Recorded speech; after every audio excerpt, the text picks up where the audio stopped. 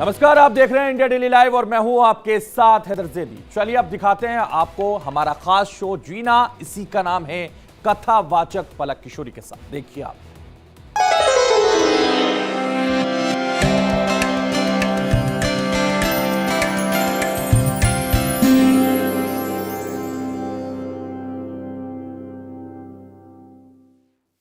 गोविंद मेरो है,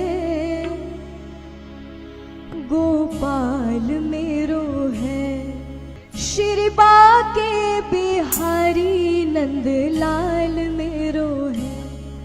तो जो मानता है वो पूरे मन से कहेगा गोविंद मेरो है, गोपाल मेरो है, गोविंद मेरो है, गोपाल मेरो है, गोविंद मेरो है, गोपाल मेरो है, गोविंद मेरो है, गोपाल मेरो है, श्री बाके बिहारी नंदलाल मेरो है, श्री बाके बिहारी नंदलाल मेरो है, गोविंद मेरो है, गोपाल मेरो है, गोविंद मेरो है, गोपाल मेरो है। और जो उन्हें जान जाता है वो उसे पता चल जाता है कि इनके जैसा फिर और कोई नहीं। मेरो जग से निरालो सावरिया, मेरो जग से निरालो सावरिया, मेरो जग से निरालो सावरिया, मेरो जग से निरालो सावरिया, वो प्यारे हाथों में प्यारी बांसुरिया, प्यारे हाथों में प्यारी बांसुरिया, वो प्यारे हाथों में प्यारी बांसुरिया, प्यारे हाथों में प्यारी बांसुरिया। गोविंद मेरो है, गोपाल मेरो है, गोविंद मेरो है, गोपाल मेरो है, श्री बाके बिहारी नंदलाल मेरो है, श्री बाके बिहारी नंदलाल मेरो है। प्राणों से प्यारो गिरधर गोपाला, प्राणों से प्यारा गिरधर गोपाला, प्राणों से प्यारो गिरधर गोपाला, प्राणों से प्यारो गिरधर गोपाला, जान से प्यारो यशोदा का लाला, जान से प्यारो यशोदा का लाला। गोविंद मेरो है, गोपाल मेरो है, श्री बाके बिहारी नंदलाल मेरो है, गोविंद मेरो है, गोपाल मेरो है, गोविंद मेरो है, गोपाल मेरो है, बोलो कृष्ण कन्हैया लाल की। मेरो है, गोपाल मेरो है, श्री बाके बिहारी नंदलाल मेरो है, श्री बाके बिहारी नंदलाल मेरो है, गोविंद मेरो है, गोपाल मेरो है, गोविंद मेरो है, गोपाल मेरो है, गोविंद मेरो है, गोपाल मेरो है, गोविंद मेरो है, गोपाल मेरो है,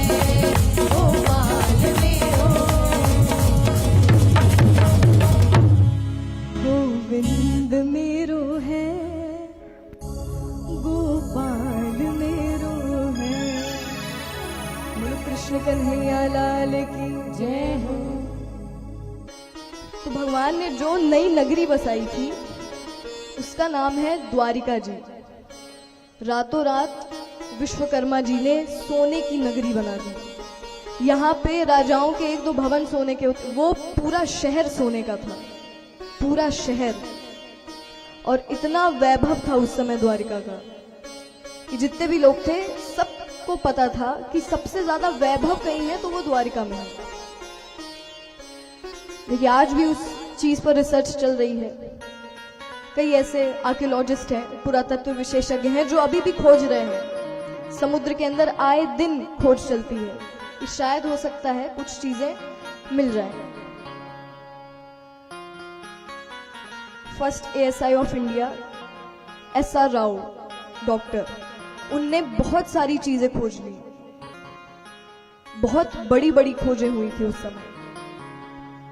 वो सिर्फ द्वारिका का वैभव देख के सरप्राइज से सब चकित थे कि अगर इस समय पे इतने हजारों साल बाद भी ऐसी चीजें मिल रही हैं तो उतने सालों पहले क्या वैभव, क्या ऐश्वर्य रहा होगा।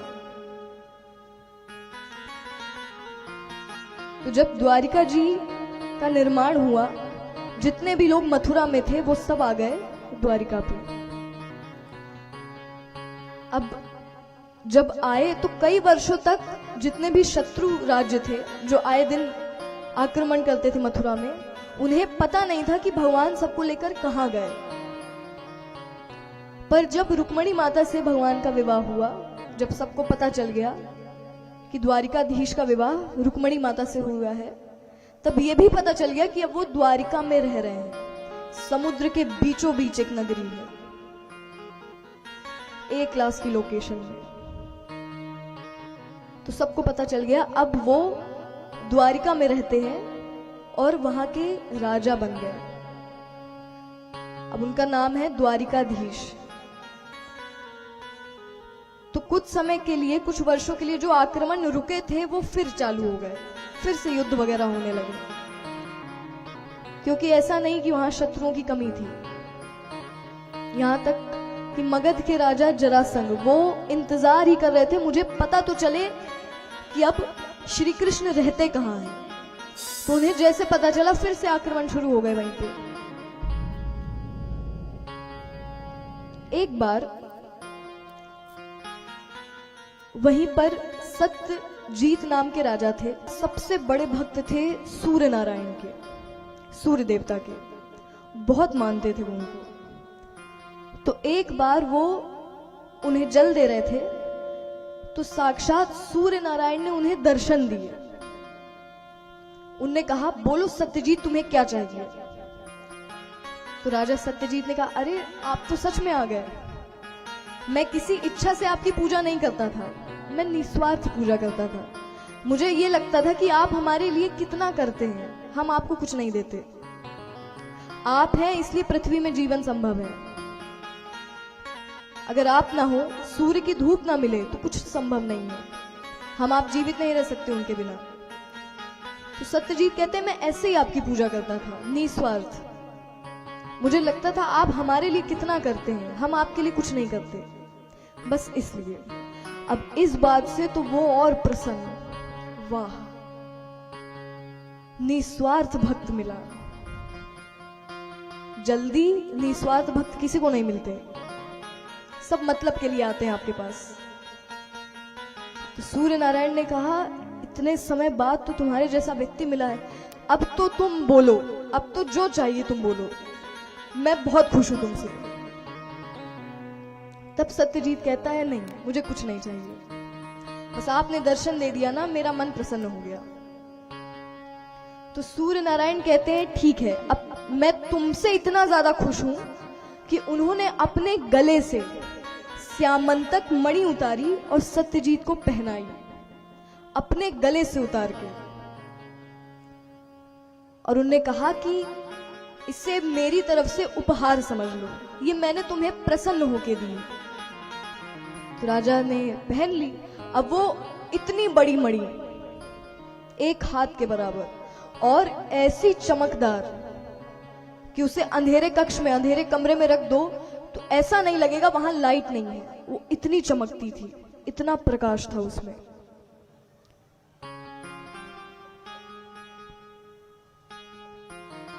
तो फिर वो मणि उन्हें मिल गई। अब वो जहां जाते उस मणि को पहन के जाते। और साथ में उन्होंने एक उत्सव रखा कि सब लोग आए और देखें मुझे सूर्य नारायण ने क्या दिया, कि मुझे ऐसी चीज मिली है जिसे मैं दूसरों को भी दिखा सकूं। तो उन्होंने उत्सव रखा कि लोग आए और इसे देखें। उत्सव रखा तो द्वारिकाधीश को भी निमंत्रण गया, वो नहीं आए। बाकी जितने राजा थे वो सब तो आए, पर भगवान नहीं आए। अब राजा सत्यजीत ने देखा सब हैं सिवाय द्वारिकाधीश के, वो क्यों नहीं आए, मैंने तो उन्हें बुलाया था। खैर बात आई गई। अब एक दिन राजा सत्यजीत ने वो मणि निकाली और जहां वो सोते हैं वहीं पर अपने बगल में रखकर वो सो गए। अगले दिन उनके छोटे भाई ने उस मणि को बिना बताए खुद पहन लिया और शिकार करने गए। शिकार करने गए, रास्ते में एक शेर ने या एक बाघ ने उन्हें मार दिया, वो मणि नीचे गिर गई। फिर वहां कुछ बालकों का समूह आया, कुछ बालक आए और उस मणि को लेकर वो चले गए। अगले दिन जब सत्यजीत की नींद खुली, मेरी मणि कहां है, मैंने सोने से पहले तो यहीं पर रखी थी, कहां चली गई। फिर उनका दिमाग गया कि उत्सव में सब आए थे सिवाय द्वारिकाधीश के, वो क्यों नहीं आए, कोई तो कारण रहा होगा।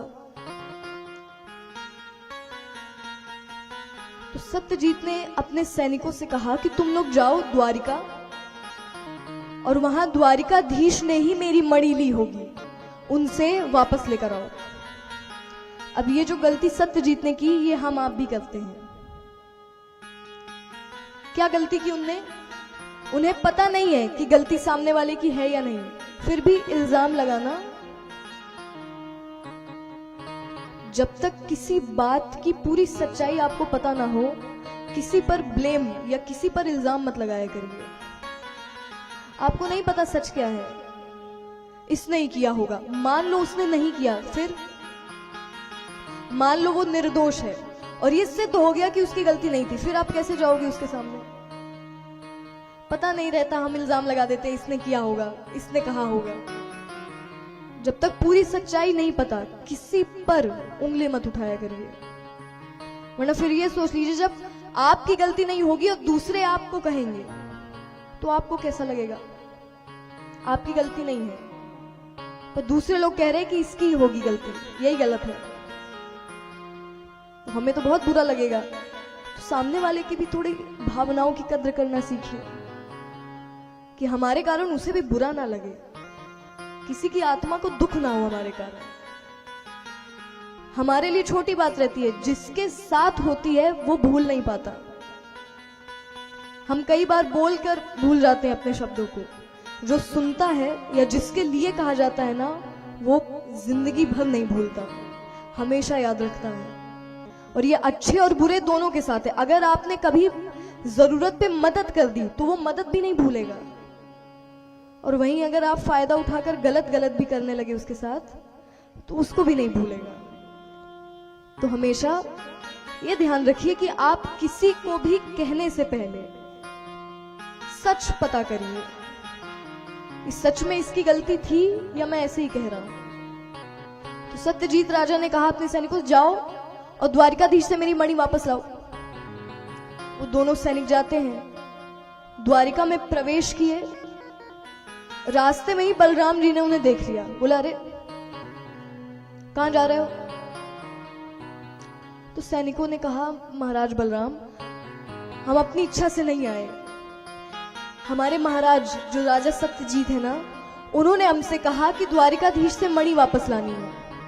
बलराम जी कहते, किसने कहा उसके पास है मणि, क्या सबूत है तुम्हारे पास। सैनिक कहते हैं, हमें कुछ नहीं पता, हमारे महाराज ने जो कहा हम तो वो कर रहे हैं। अब पीछे से भगवान ने भी ये दृश्य देखा। भगवान कहते, हो गया, मत मना करिए। अगर उसे ये लगता है कि मैंने ली है तो ठीक है, अब मेरा वचन है कि उसकी मणि जहां कहीं भी होगी मैं उसे वापस लाके दूंगा, जहां कहीं भी होगी। क्योंकि जो गलत है वो तो गलत है। तो बलराम जी कहते हैं कान्हा पर तुम्हें क्या आवश्यकता, उसकी मणि वो जाने। भगवान कहते नहीं, नाम तो मेरा आ रहा है बीच में, तो उसे सच तो बताना पड़ेगा। तो भगवान कुछ सैनिकों के साथ जाते हैं सत्यजीत की मणि को ढूंढने। अब वहां पूरे वन में भगवान ने देख लिया, कहीं नहीं थी वो। कई दिन बीत गए। सैनिक कहते हैं महाराज द्वारिकाधीश नहीं होगी मणि, हम गलत ढूंढ रहे हैं। भगवान कहते हैं देख तो लो ही। अब इतने में किसी के पैरों के निशान उन्हें दिखे, चलने के निशान दिखे। तो पीछे पीछे गए, एक गुफा आई और उस गुफा से इतनी रोशनी आ रही, इतना प्रकाश आ रहा। भगवान कहते हैं सैनिकों से अब तुम लोग अंदर मत जाओ, अंदर खतरा हो सकता है, तुम लोग बाहर रुको, मैं अकेले अंदर जाता हूं। तो भगवान गुफा में अकेले अंदर गए और उनने देखा सामने ही वो मणि रखी है, क्योंकि सामंतक मणि के अलावा और किसी मणि में इतनी शक्ति नहीं जो इतना प्रकाश हो, इतनी रोशनी हो। भगवान कहते हैं अब तो मुझे मणि मिल गई, और उनने हाथ जैसे आगे बढ़ाया, किसी रीछ का हाथ उन्हें पकड़ लिया। तो भगवान ने जब ऊपर उठ के देखा तो राम अवतार के जामुवंत जी वहां खड़े थे। जामुवंत जी ने कहा कौन हो तुम, और ये मणि क्यों ले जा रहे हो, ये तुम्हारी नहीं है। भगवान कहते हैं तुम कौन हो, और मेरी नहीं है तो ये मणि तुम्हारी है। जामुवंत जी कहते हैं नहीं, ये मेरी पुत्री और उसकी सखियों ने लाई है, तो मेरे पुत्र की खेलने की वस्तु है, मेरे पुत्र या पुत्रियों की खेलने की वस्तु है। भगवान कहते हैं और किसी चीज की कमी पड़ी थी खेलने को, अब मणि से खेलेंगे तुम्हारे बच्चे, ये तुम्हारी थोड़ी है, वापस दो इसे मुझे। जामुवंत जी कहते हैं वापस लेना है तो मुझसे युद्ध करना पड़ेगा। भगवान कहते हैं जो तुम्हारी इच्छा। अब भगवान का जामुवंत जी का भयंकर युद्ध होता है।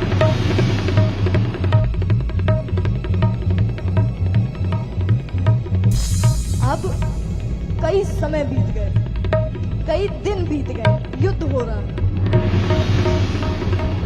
अब तो बाहर जो सैनिक खड़े हैं अब वो डर रहे कि द्वारिकाधीश को आने में इतना समय क्यों लग रहा, कितने दिन बीत गए, और अंदर जाने से भगवान ने मना किया था। बलराम जी तक खबर गई कि वो इतने दिनों से गुफा के अंदर है, वो भी आ जाते हैं सेना लेकर। अब जामुवंत जी ये देख रहे इसमें मुझसे ज्यादा शक्ति है, ये एहसास उन्हें हो रहा है, ये मुझसे ज्यादा शक्तिमान है।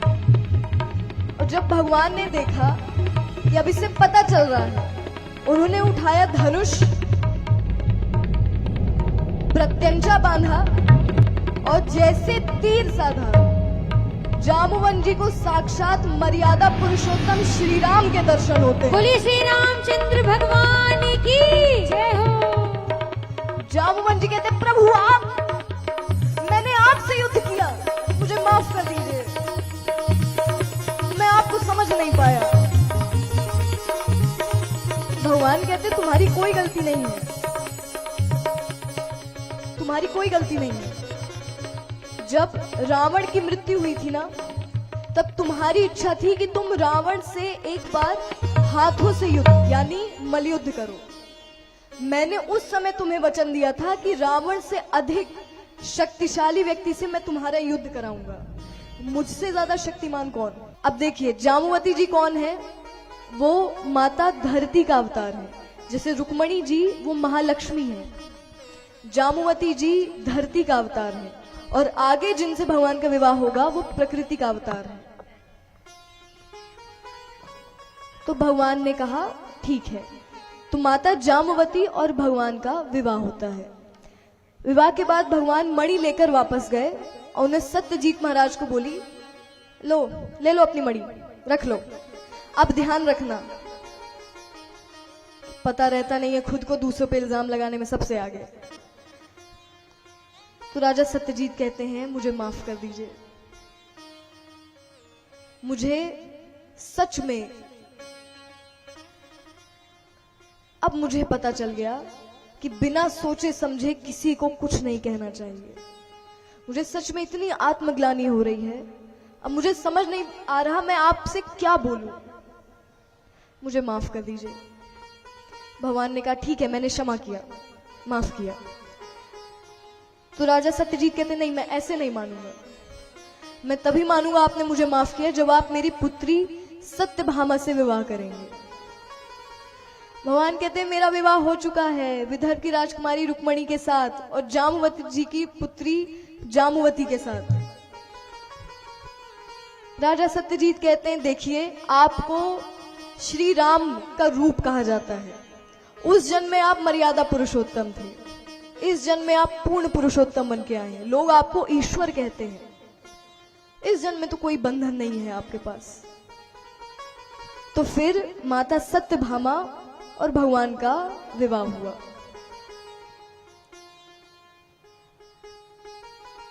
ऐसे करके भगवान के 8 विवाह हुए। और फिर कथा आती है कि एक बार स्वर्ग के राजा इंद्र को पता चला कि किसी नरकासुर ने, या कहीं कुछ शास्त्रों में वर्णित है व्योमासुर या भौमासुर, उसने 16,100 राजकन्याओं को, राजकुमारियों को बंदी बना लिया है, अपहरण कर लिया है उनका, और वो सबको लेकर अपने नगर चला गया, प्राग ज्योतिषपुर। तो राजा इंद्र कहते हैं अब मुझ में इतनी शक्ति नहीं कि मैं उसे लड़कर हरा सकूं। तो इंद्र जाते हैं भगवान के पास, वो कहते हैं द्वारिकाधीश, कहीं बहुत ज्यादा अन्याय हो रहा है। भगवान ने कहा क्या हो रहा है? उन्हें कहा कि एक असुर 16,000 राजकुमारियों को बंदी बनाकर अपने नगर ले गया, वो सबको परेशान कर रहा।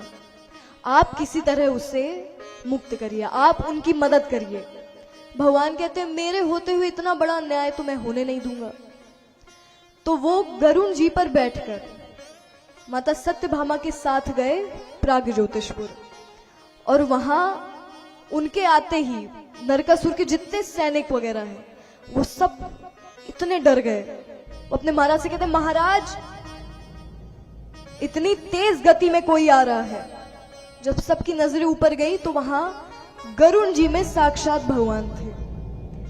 उन सब सैनिकों ने कहा इनसे युद्ध कौन करेगा? तो नरकासुर कहता है जाओ लड़ो तुम लोग। तो जितने सैनिक हैं सब ने अपने शस्त्र उठाए। भगवान कहते हैं अब मैं सैनिकों से क्या लड़ूं? उनने एक तीर मारा और एक तीर से जितने भी सैनिक थे सबकी मृत्यु हो गई। नरकासुर के जितने सैनिक हैं सबका वध हो गया। अंत में नरकासुर और भगवान का सीधा युद्ध होता है, सीधी लड़ाई। फिर भगवान ने आह्वान दिया सुदर्शन चक्र को, और वो सीधा जाके नरकासुर को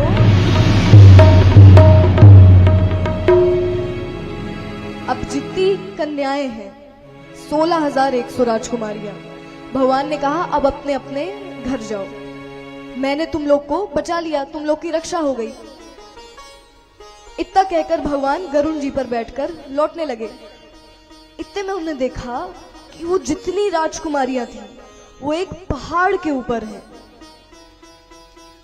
तो भगवान ने कहा अभी तो मैंने कहा अपने अपने घर जाओ, ये वहां क्या कर रही?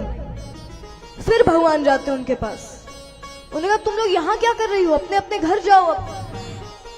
तो राजकुमारी कहती हैं प्रभु हम इतने दिनों तक एक असुर के साथ थे, आपकी नजरों में तो सब एक बराबर है, सबकी नजरें एक जैसी नहीं होती। हम वापस जाएंगे तो हमारे घर वाले तो हमें स्वीकारने से रहे, वो तो कहेंगे कि जाओ अब उसी के साथ रहो, और अब हमारा विवाह भी नहीं होगा, तो अब हमारा रहना ना रहना बराबर है। इसलिए हमने निर्णय लिया है कि हम सब आत्महत्या कर लेंगे। भगवान कहते हैं आत्महत्या तो किसी बात का सॉल्यूशन नहीं है, किसी बात का हल नहीं है, कोई और रास्ता नहीं है तुम्हारे पास? तो राजकुमारियों ने कहा और क्या रास्ता हो सकता है, आप बताइए। हमें कोई दूसरा स्वीकारेगा नहीं और हमारे घर वाले हमें छोड़ चुके हैं, कोई रास्ता नहीं है। और या फिर आप कह रहे हैं तो सिर्फ एक मार्ग है कि आप हमें अपनी शरण में लें। तो भगवान कहते हैं अगर मेरे आप लोग को शरण में लेने से इतनी जानें बच रही हैं, इतने लोगों की रक्षा हो रही है, तो मैं सबको अपने भवन में शरण देने के लिए तैयार हूं।